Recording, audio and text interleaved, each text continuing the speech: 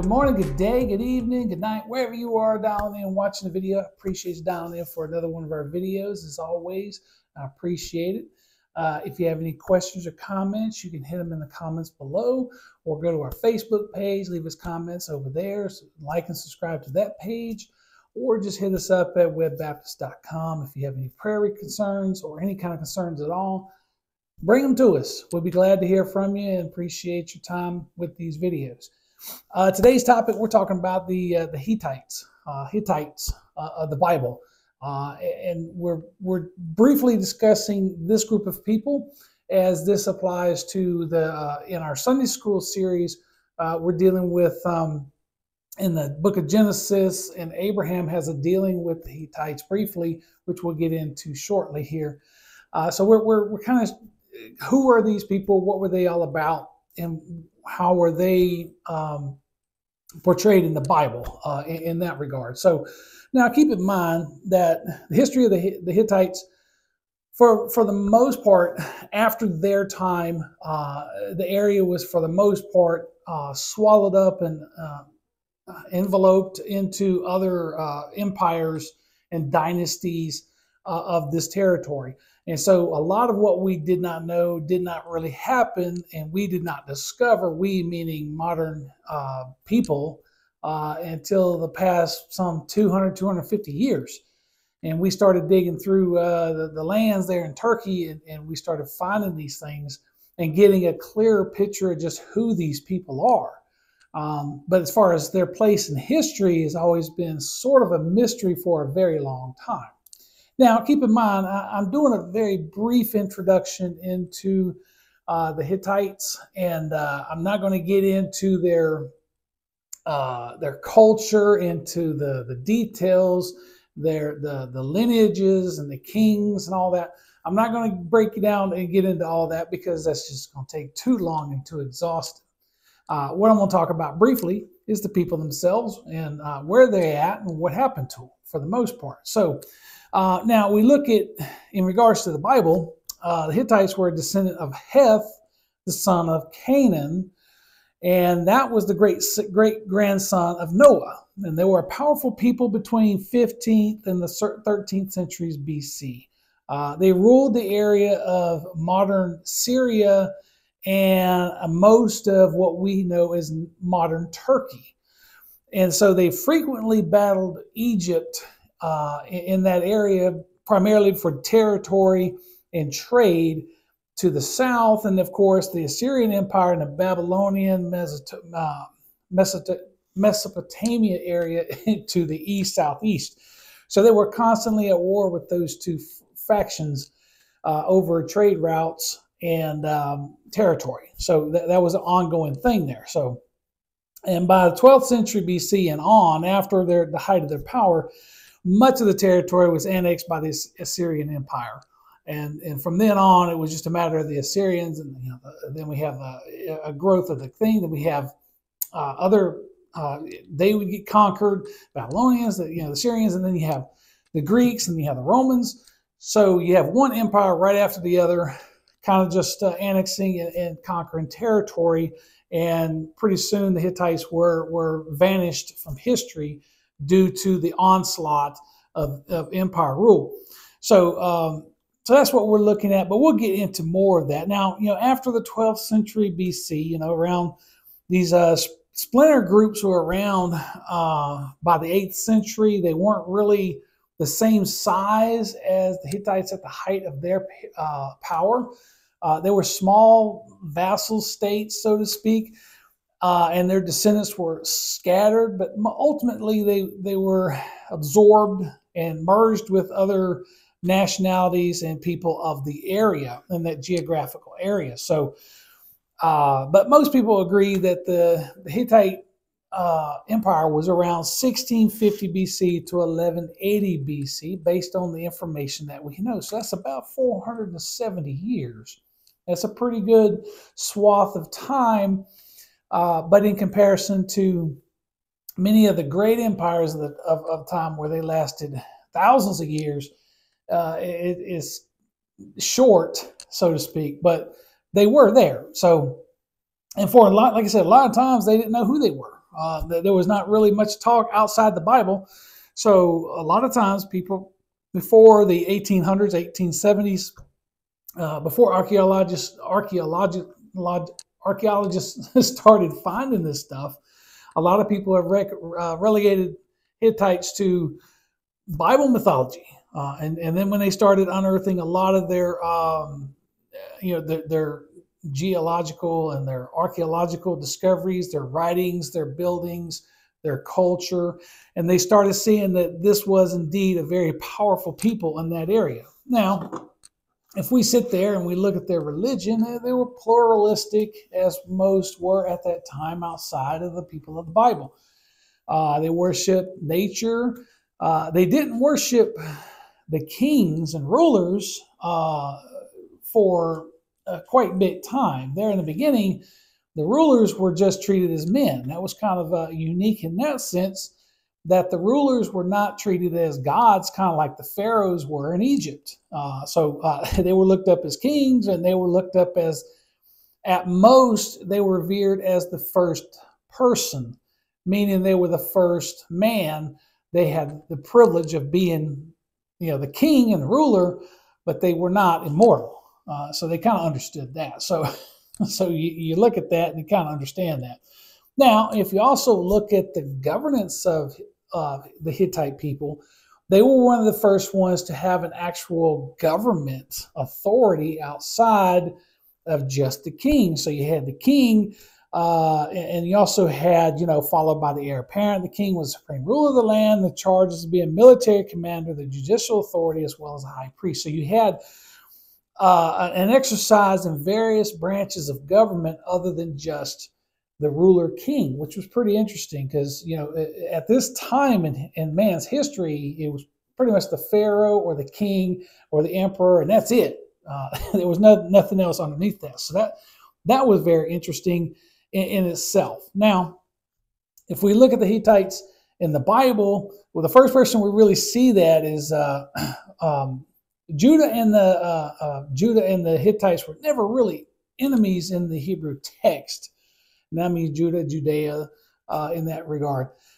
But that didn't mean that they were bonded as friends. They weren't really allies. I think they respected one another, but they were not one of these that were, they didn't go out of their way. I think they had their plate full fighting the Egyptians and the Assyrians in regards to borders and the control of trade routes along that route. So if you were actually to look at a map of the Hittite Empire, you would see that most of its territory is in what is now modern-day Syria and modern-day Turkey.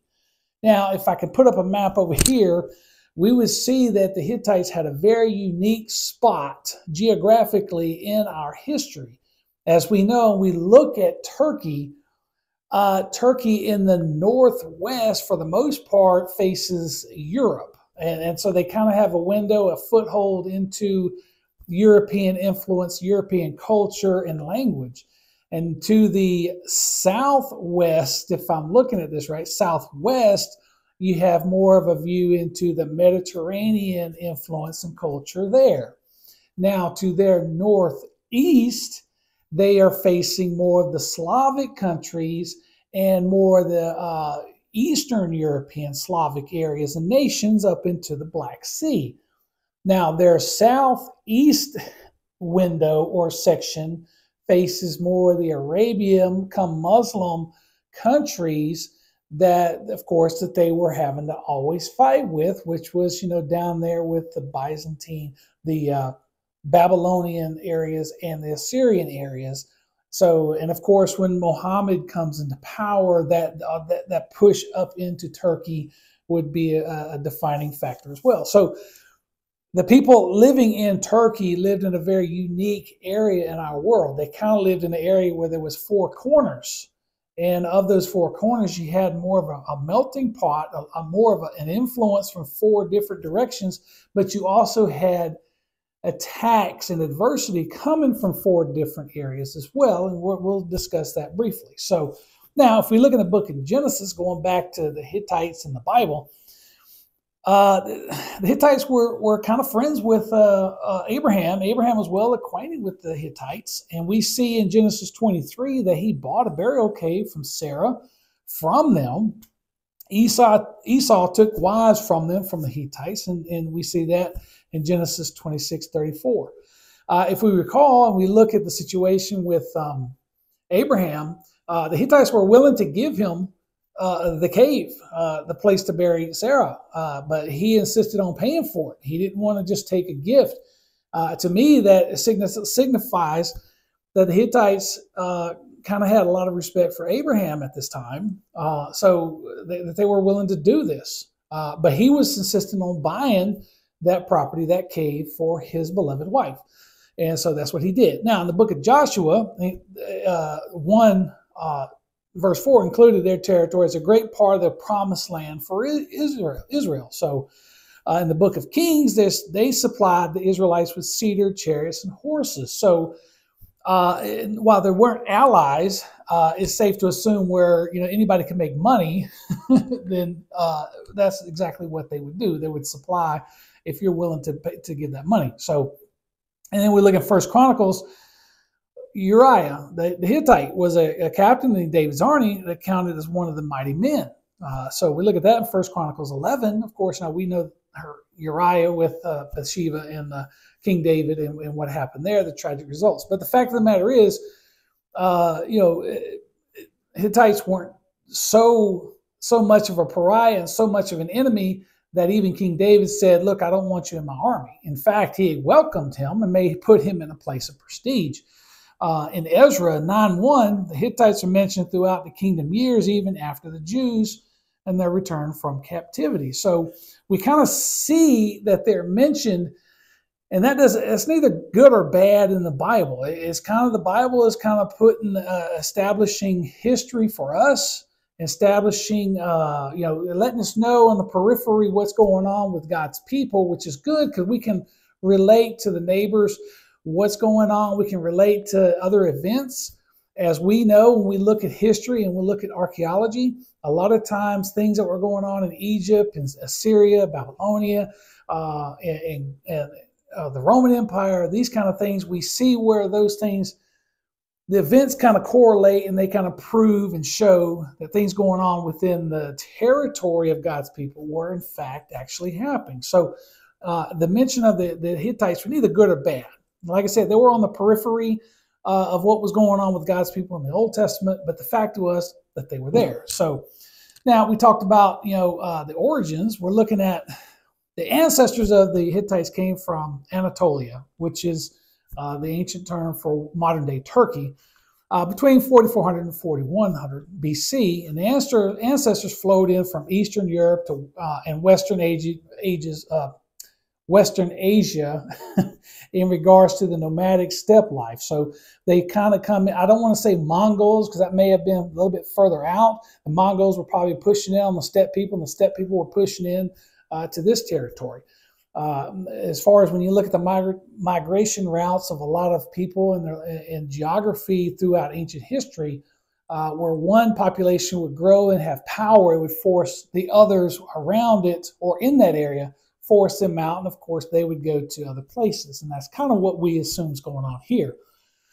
Now, the Hittites in Anatolia during the Bronze Age existed with the Hattans, and the Hurrians. So, I mean, these names are kind of weird, but there was never really a conquer and an annihilation.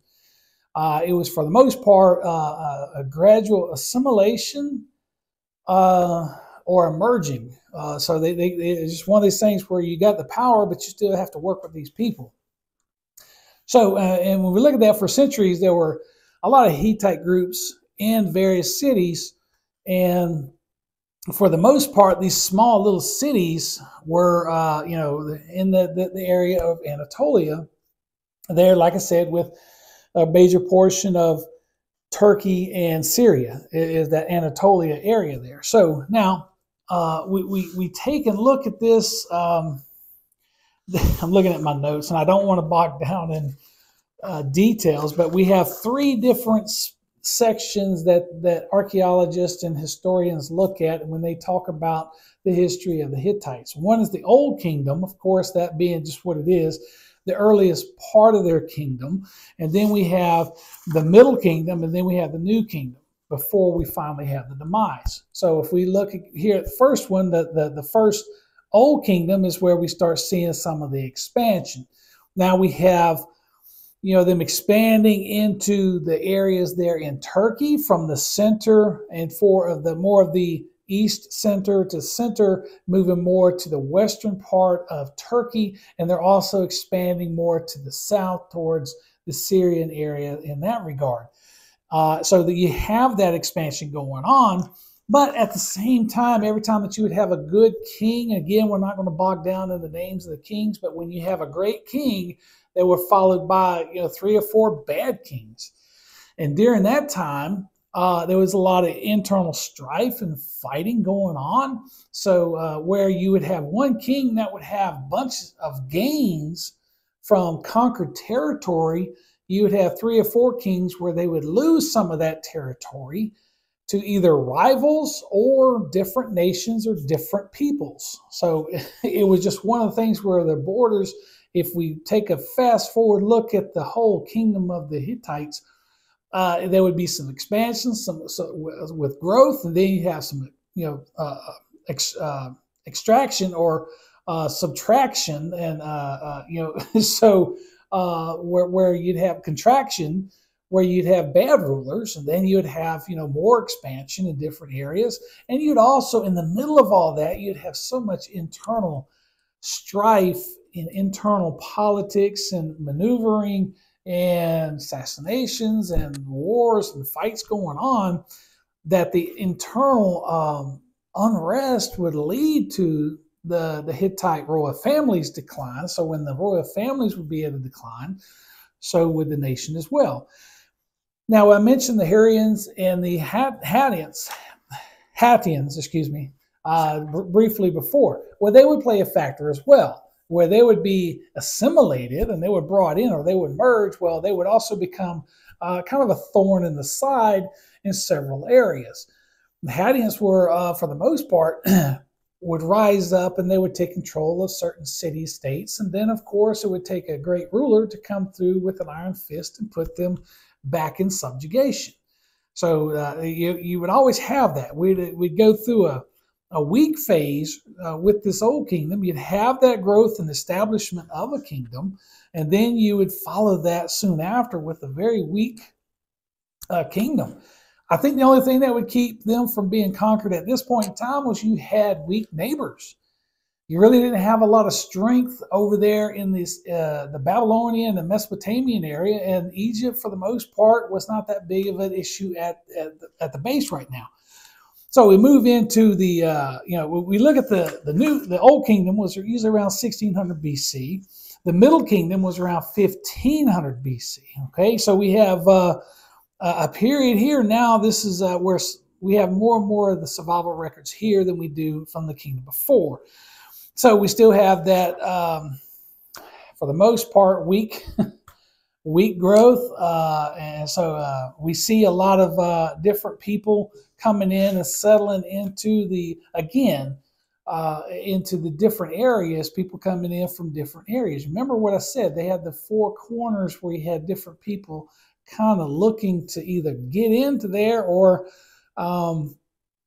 conquer, move in, whatever the case may be, trying to be assimilated. Here is where we see in the Middle Kingdoms, where we see a lot of innovation in regards to alliances with some neighbors in some states, and we also see where, you know, there's some art with politics, culture, sculptures and that kind of stuff, and we start seeing diplomacy. So we start seeing a little bit of that, even though there's still war and strife internally and on their borders. Now, keep in mind, at this time, they're not all the way to the western part of what is now Turkey. So they're not on the coast. There's still land and there's cities and there's people that they have not conquered that are right up next to their land that they own. So now if we look at the New Kingdom, which was around 1400 BC, This was where a lot of changes took place. For the most part, they were settling in some of the older areas, and the kings began to act like high priests, and they were kind of getting ahead of themselves. Remember, I said that they were considered the first among men. Now you're starting to see in the kings take on the role of priest and starting to be more trying to be immortal, closer to the gods, better than the average man. So the empire expanded westward towards the Aegean Sea and south towards the Hurrian states of modern-day Syria. Again, they had to go back, and they conquered what they lost in the Hurrians, but then they continued expanded by taking those states back plus more. So they're starting to move further south, more southeastern, and they're going up against the areas there in the Tigris and the Euphrates with the Babylon city, plus the territories there that would be Babylonia, Assyria, and that kind of stuff. So now, and around 1350, they kind of recovered a lot of what I would call its former glory, and they kind of I'm not sure if they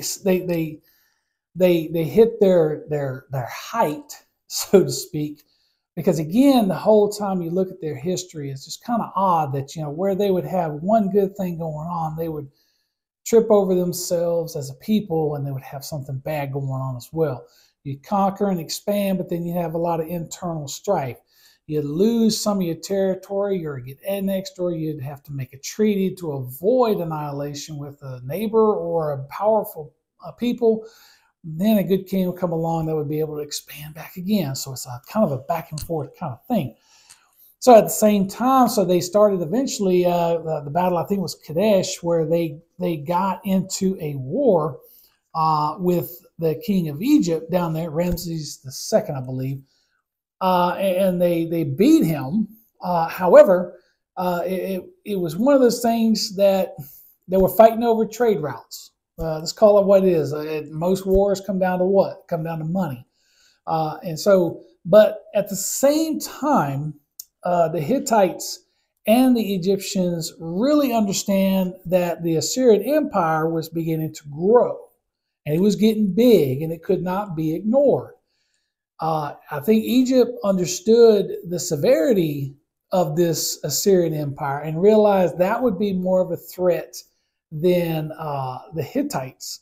So a treaty was made. It's one of the first of its kind, which is pretty interesting and pretty unique, that they would make a treaty with the Hittites after that battle. Now, the Assyrians would eventually just become big enough that they would just start taking back a lot of the land in the southeast of the Hittites, and they would just continue to eat up and gobble up. They would start down, they'd go up the Tigris and the Euphrates, moving into eastern Syria, and then finally engulf Syria and taking that property, and eventually they would take the corners of the southeastern corner of what's modern day Turkey and Anatolia, and start moving into that. So after the king's rule, for the most part, they really didn't have much of a choice. They were able to at least stave off total annihilation from the Assyrians for a short period of time. And during that time, they would turn, when their borders were secured onto the east, they turned to the west and tried to take some of that land from the western part of Turkey, modern-day Turkey, and they tried to attack. And long story short, both those attacks failed. And like I said, we start seeing the decline, and again, there's a lot of reasons for that. And like I said, the battle and Treaty of Kadesh we talked about already. And the Hittites were able to keep the Assyrians out for a short period of time, even though they lost a lot of their territory, and they even at one time annexed the island of Cyprus. But by the time this happened, things were just spiraling out of control. They were losing a lot of their influence because the trades were, when you lose the primary reason of your existence, which is trade, uh, it just doesn't matter at that time. You're eventually just dying a slow death. And I think what they've done is, for the most part, when you look at what's going on with Syria, Syria is really big. And then, of course, the Babylon, Nebuchadnezzar is also getting strong with that army following behind in history. And we also got something called the Sea Peoples. And what are they? The Sea People were people that came, they pushed in from the Mediterranean coastline, and they started from the Aegean. They're pushing in towards the state of Philistine, modern-day Philistine, taking over the southeastern coast of Turkey, Cyprus. And, this led to a lot of Hittite homes being burned, pillaged, invaded, the cities and that kind of stuff.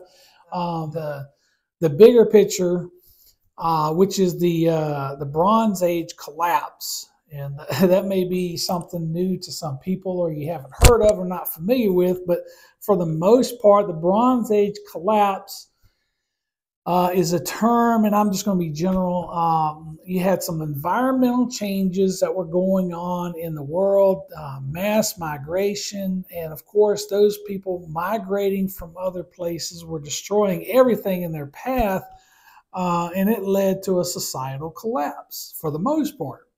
So there's a lot of factors in at the demise of the Hittites, one being that they had very strong neighbors that just came in and annexed everything and assimilated them into their lands. And then, of course, you had the Sea People coming in, which was part of the Bronze Age collapse, where the world was changing and the environments were changing, the people were changing. And so people were looking for new homes, new places, and they would go into other people's land. And if they were forced out or being driven out, they would fight back. And then you'd just have wars and you would have destruction. So that's what was going on there. So if we look at the post-Hittite period, by 1160 BC, the situation in what is Asia Minor is what they call it, in that whole area, geographical area, it looked just completely different than it did 25, 30 years before, because of all the migration, the Sea People, like I talked about. And you're looking at the Assyrian and the Babylonian people, and you're looking at the growth, the loss of trade, and a lot of city-states started popping up. Now, Anatolia quickly became a extreme, violent melting pot of people that were just trying to move in and take control and take possession. So that's what we're seeing is going on. They're too busy trying to hold on to power, trying to subjugate all these different states within their borders. But at the same time, you got people coming in from the outside of their borders. Now, the Hittite kingdom disappeared from Anatolia at this point, and they merged into certain, like I said, small Hittite states, but for the most part, it was pretty much done. And they would eventually be incorporated into the Assyrian Empire. And when that happened, for the language and the culture of the Hittite people would kind of disappear in that regard, because they would be absorbed and assimilated into the Assyrian empires and control and domination. And then from then on, it's just a matter of who dominated Assyria. And then, of course, you're looking at what was to come. The Greeks, the Romans, Alexander the Great would come through, and he would take control and take charge. And then, of course, following Alexander the Great, you had the Romans coming in after those splits with the generals. And for the most part, Hittites were forgotten. And that just kind of shows you that over the course of history, outside forces can move so quickly into the area there and really erase your people and your kingdom as quickly as it did. Because again, there wasn't much going on there. So that's what we had to go on with. I would, if you're really looking into something a little bit more than the concise, broad strokes that I'm looking at, I would recommend Trevor Bryce's book, Warriors of Anatolia. It's very concise. He gives a lot of culture and a lot of background, not only of his travels through the region that is now modern-day Turkey, but he gives a good insight into a lot of things, and he explains a little bit more about the death of the empire, and the attacks of the sea people, and he goes through and he gives a good, concise understanding of some of that with the migrations that went on with the people at this time. Again, it's a very good book, and I encourage you, if you really want to look into more of the Hittite culture and the dynasties, by all means, dig into it. This was very broad strokes that I'm using. And for the most part, I just wanted to give you context when we talk about the Hittite people in relation to how that is with the Bible. And that's it. So anyway, I appreciate you dialing in as always. Thank you for watching. If you have any questions or comments, leave them in the comments below in the video, or hit us up over on our website at webbaptist.com, or go to our Facebook page. We have a lot of announcements of things that we're doing over there, and just subscribe to the channel. If you have any questions, leave them over there if you want to as well. As always, you're invited here to Webb Baptist. We appreciate to have you down here to worship with us. If you can't make it to Webb Baptist, by all means, get involved in a Bible-based church wherever you're at. Get plugged in and see what God's got planned for you. Remember, that family is waiting on you. They will be a blessing to you just as much as you will be a blessing to them. Okay? Until next time, take care and God bless.